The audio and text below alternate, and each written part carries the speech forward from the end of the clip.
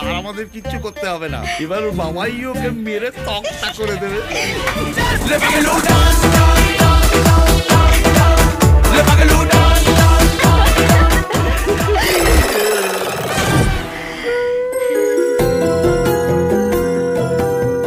এরকমই একটা বৌমা খুঁজছিলাম আমার ছেলের জন্য, সাক্ষাৎ মা লক্ষ্মী।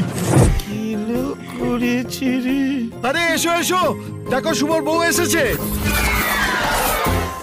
এসো বৌমা, এসো এসো। ইজি টং, কেউ কম যায় না।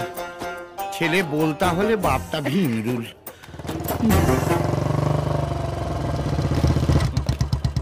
আবে ওই বাড়ির সামনে এত ভিড় কেন?